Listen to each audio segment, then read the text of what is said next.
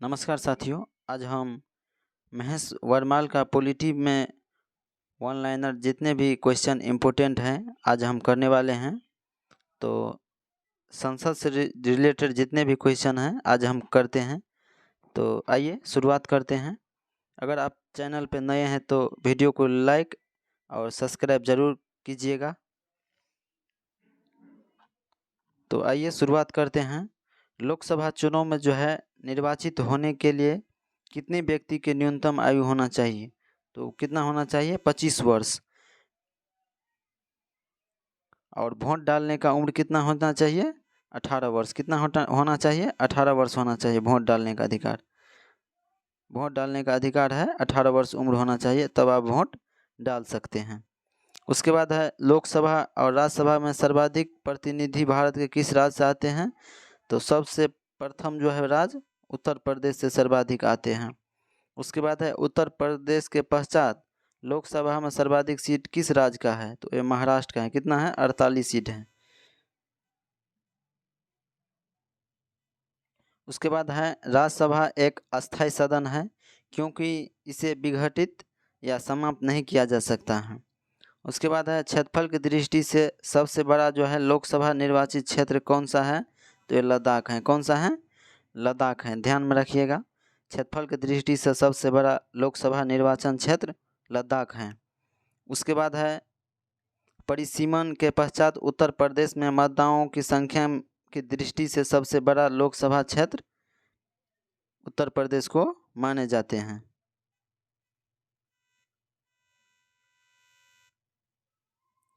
उसके बाद है लोकसभा का पहला आम चुनाव जो है किस वर्ष हुआ था?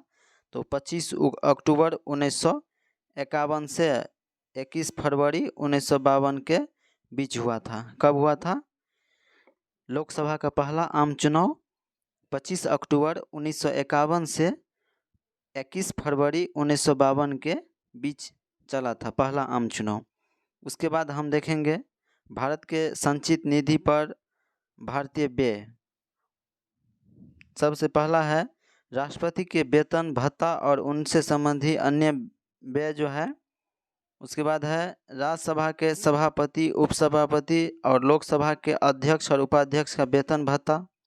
ये सभी जो है भारत के संचित निधि द्वारा दिया जाता है सभी व्यक्ति को।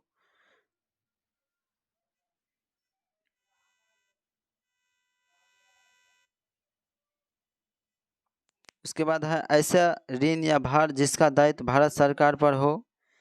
उसके बाद है उच्चतम न्यायालय के न्यायाधीश का वेतन भत्ता, पेंशन तथा उच्च न्यायालय के न्यायाधीश का पेंशन, ये सभी संचित निधि से दिए जाते हैं। उसके बाद है भारत का नियंत्रक और महालेखा परीक्षक का वेतन भत्ता, पेंशन, ये सब दिए जाते हैं।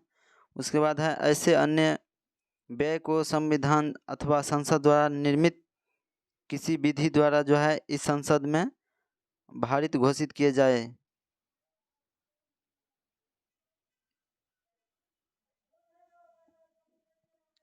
उसके बाद है यदि लोकसभा के सभी सदस्य बहुमत से संकल्प पारित कर दे तो लोकसभा अध्यक्ष को जो है उसके कार्यकाल की समाप्ति से पहले जो है उसके पद से हटाया जा सकता है। उसके बाद है एक वर्ष में लोकसभा में कम से कम कितने सत्र बुलाए जा सकते हैं? तो 2 बार। कितना? 2 बार बुलाए जा सकते हैं।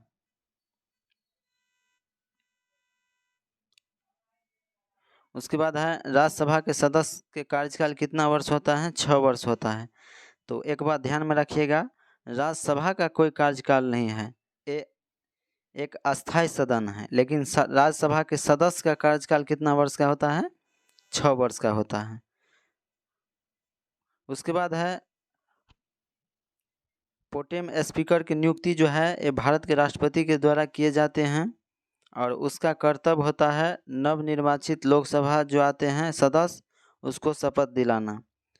और लोकसभा में जितने भी सदस्य आते हैं तो राष्ट्रपति जो सभी को सदस्य को जो है शपथ ग्रहण दिलाएगा तो उसको बहुत समय लग जाएगा।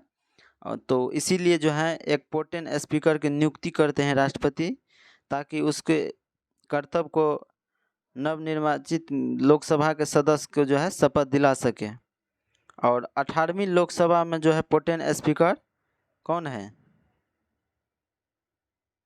तो ये भर्तृहरि महताबा है। कौन है? भर्तृहरि महताबा है।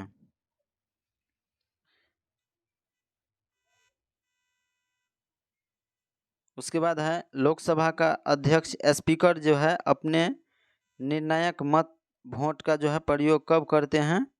तो किसी विधेयक या प्रस्ताव के पक्ष और विपक्ष में बराबर मत होने की स्थिति में जो है वो अपना मत करते हैं।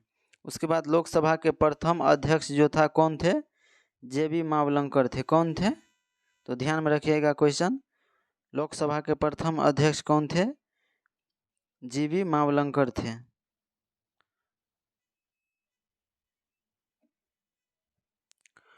लोक लेखा समिति जो है नियंत्रक और महालेखा परीक्षक के जो है रिपोर्ट के जांच करते हैं तथा उस पर जो है अंतिम रिपोर्ट तैयार करके संसद को पटल पर रखते हैं। उसके बाद है प्राक्कलन समिति जो है उसका कार्यकाल कितना होता है? तो 1 वर्ष का होता है। कितना?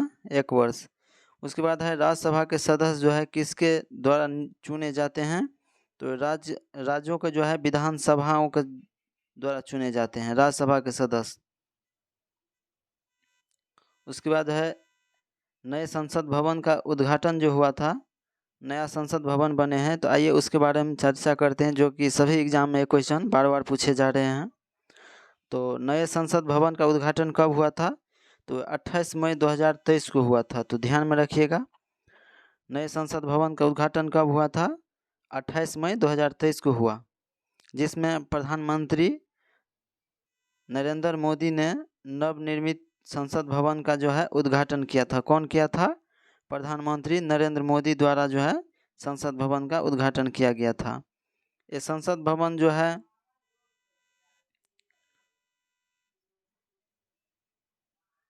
संसद भवन जो है सेंट्रल विस्टा प्रोजेक्ट और के द्वारा जो है निर्माण किया गया है और इसके अंतर्गत जो है निर्मित इस त्रिकोणीय आकार है। कैसा है? तो बताइएगा। संसद भवन जो है नया बना है, इसका आकार कैसा है? त्रिकोणीय आकार है, जो कि 4 मंजिल का है। कितना है? 4 मंजिल का है। संसद भवन का निर्माण में लगभग जो है इसका क्षेत्रफल कितना है? तो 64,500 वर्ग किलोमीटर। कितना है? 64,500 वर्ग किलोमीटर है। और इसके 3 मुख्य द्वार है। कौन कौन द्वार है? तो ज्ञान द्वार है, शक्ति द्वार है और कर्म द्वार है। कौन कौन द्वार है? 3। ज्ञान द्वार है, शक्ति द्वार है और कर्म द्वार है। स्थापना कब हुआ? उद्घाटन कब हुआ? तो 28 मई। कब हुआ? 28 मई कब हुआ? 2023 को। उसके बाद है मुख्य रूप से 3 द्वार है, ज्ञान द्वार, शक्ति द्वार और कर्म द्वार। और इसमें राज्यसभा में बैठने के जो है सीटों की संख्या 384 है। कितना है? 384। उसके बाद लोकसभा में बैठने की क्षमता कितना है? 888 है। उसके बाद है संयुक्त संसद अधिवेशन में बैठने के कुल संख्या टोटल कितना है? तो ये 1272 है। कितना है? 1272 है। तो ये क्वेश्चन सब ध्यान में रखिएगा। टोटल सीट की संख्या 1272, लोकसभा में 888 888 और राज्यसभा में 384। कितना है? 384।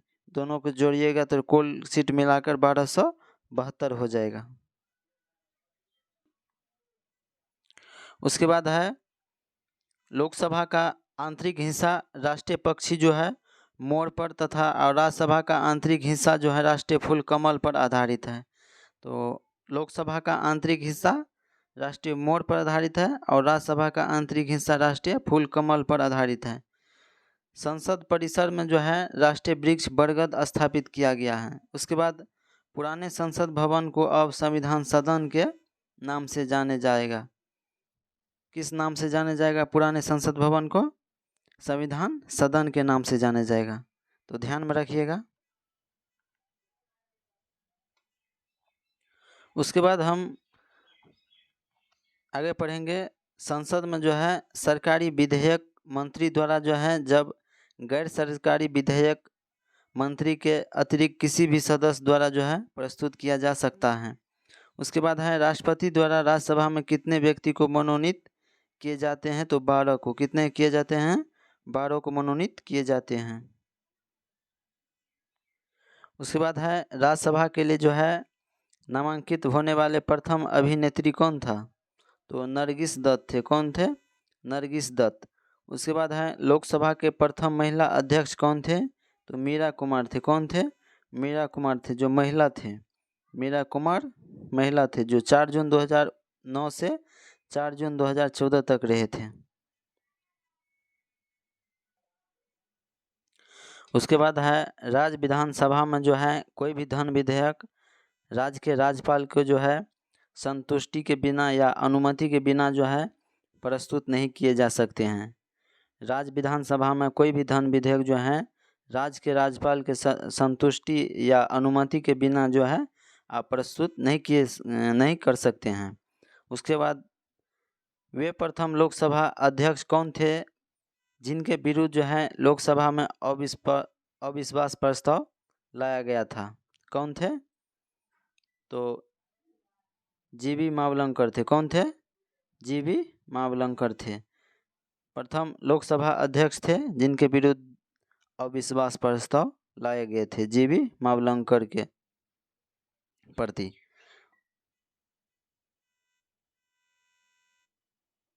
उसके बाद है लोकसभा का जो है सचिवालय किसके नियंत्रण में होता है? तो लोकसभा के अध्यक्ष के नियंत्रण में होता है। किसके नियंत्रण में होता है? लोकसभा के अध्यक्ष के। उसके बाद है भारतीय राजनीतिक व्यवस्था में कौन सर्वोच्च होते हैं? तो संविधान सबसे सर्वोच्च कौन है? संविधान है। उसके बाद है भारत की संसदीय प्रणाली किस मॉडल पर आधारित है? तो यह है ब्रिटेन के वेस्ट मिनिस्टर के आधारित है। ब्रिटेन के वेस्ट मिनिस्टर के आधारित है।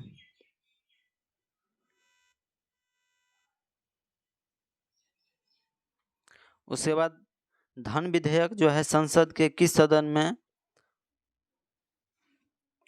पुनः जो स्थापित किया जाता है? तो केवल ये लोकसभा में। धन विधेयक जो है केवल लोकसभा में पुनः स्थापित किए जाते हैं। धन विधेयक जो है राज्य विधानमंडल के किस सदन में प्रस्तुत किया जा सकता है? केवल विधानसभा में। किस में? केवल विधानसभा में। उसके बाद है बजट की रूपरेखा किस विभाग के द्वारा तैयार किया जाता है? तो आर्थिक कार्य विभाग के द्वारा तैयार किया जाता है। किसके द्वारा? आर्थिक कार्य विभाग के द्वारा है बजट की रूपरेखा तैयार किए जाते हैं। उसके बाद है करों और सरकारी कामकाज के जो है निर्वाह में हुए अन्य प्राप्तियों से संघीय सरकार को जो है प्राप्त होने वाले राजस्व किस निधि में जो है जमा होता है? तो भारत के संचित निधि में जमा होते हैं। किस में? भारत के संचित निधि में। उसके बाद है आर्थिक सर्वेक्षण प्रतिवर्ष संसद में कब प्रस्तुत किए जाते हैं? तो आगामी वर्ष के बजट के जो है प्रस्तुतिकरण से पूर्व, आगामी वर्ष के बजट के प्रस्तुतिकरण से पहले जो है आर्थिक सर्वेक्षण जो है प्रतिवर्ष संसद में प्रस्तुत किए जाते हैं।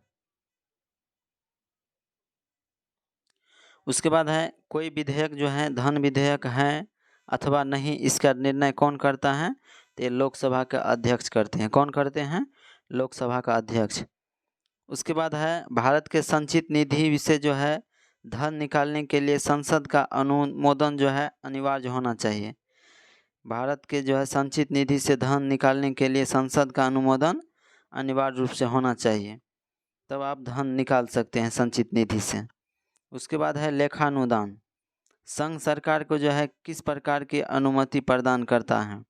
तो निश्चित अवधि के लिए जो है भारत की संचित निधि से धन निकालने की। तो लेखानुदान संघ सरकार को जो है किस प्रकार अनुमति प्रदान करता है? तो निश्चित अवधि के लिए जो है भारत की जो है संचित निधि से वो धन निकाल सकता है। आइए हम साधारण विधेयक और धन विधेयक के जो है चर्चा करते हैं, जिसमें साधारण विधेयक जो है फर्स्ट है, इसे लोकसभा या राज्यसभा में जो है कहीं भी प्रस्तावित किया जा सकता है, लेकिन धन विधेयक जो है केवल लोकसभा में प्रस्तावित किया जा सकता है। उसके बाद है सेकेंड है साधारण विधेयक जो है इसे मंत्री अथवा गैर सरकारी सदस्य दोनों द्वारा प्रस्तुत किया जा सकता है, लेकिन धन विधेयक सेकेंड में है, इसमें केवल सरकार के किसी मंत्री द्वारा जो है प्रस्तुत किया जा सकता है। उसके बाद है साधारण विधेयक का थर्ड है, इसे जो है सदन में जो है प्रस्तुत करने से पूर्व राष्ट्रपति की अनुमति आवश्यक नहीं होते हैं। लेकिन जो है धन विधेयक के थर्ड में है, इसे सदन में राष्ट्रपति के संतुष्टि से जो ही पुनः स्थापित किए जा सकते हैं। उसके बाद है साधारण विधेयक का फोर्थ है, इसे राज्यसभा द्वारा जो है संशोधित या अस्वीकृत किया जा सकता है। राज्यसभा के द्वारा या संशोधन कर सकते हैं या उसको कैंसिल कर सकते हैं। उसके बाद है धन विधेयक का फोर्थ है, इसे राज्यसभा द्वारा जो है संशोधित या अस्वीकृति नहीं किया जा सकता है। उसके बाद है साधारण विधेयक का जो है 5 है, इसे राज्यसभा अधिकतम जो है 6 माह के लिए रोक सकती हैं।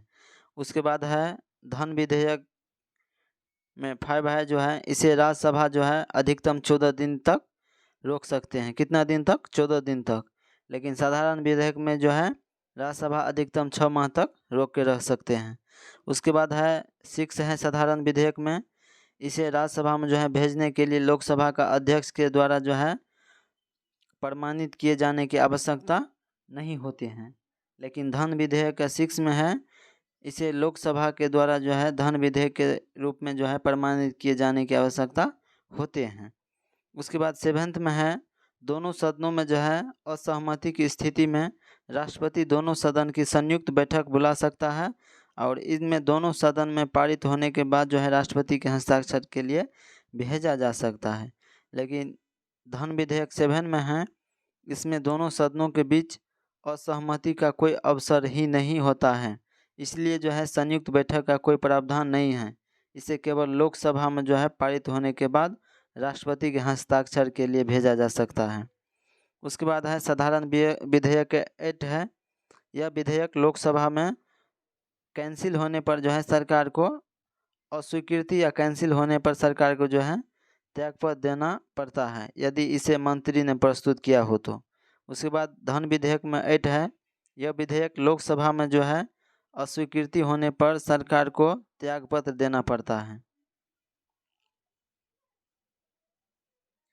उसके बाद है प्राक्कलन समिति जो है संसद के किस सदन के सदस्य गठित किए जाते हैं? तो केवल लोकसभा के सदस्य द्वारा गठित किए जाते हैं। किसके द्वारा किए जाते हैं?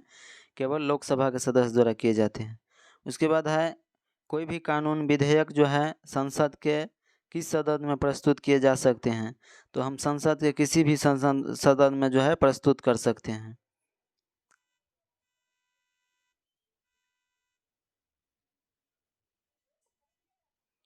उसके बाद है भारतीय संसद के जो है दोनों सदनों की संयुक्त बैठक साधारण विधेयक तथा वित्त विधेयक दोनों के संबंध में हो सकते हैं। उसके बाद है संसद के 2 सत्रों के मध्य अधिकाधिक अंतराल कितना होना चाहिए? 6 माह का। उसके बाद है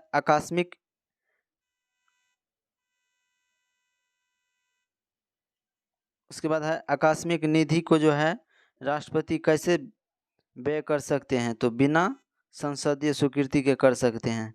उसके बाद है लोकसभा में जो है विधेयक पर आम बहस किस वाचन में होते हैं? तो द्वितीय वाचन में होते हैं। किस में होते हैं? द्वितीय वाचन में। उसके बाद है कटौती प्रस्ताव में को जो है किस अन्य नाम से जाने जाते हैं? तो समापन प्रस्ताव कहते हैं उसको। किस कटौती प्रस्ताव को अन्य किस नाम से जाने जाते हैं? समापन प्रस्ताव।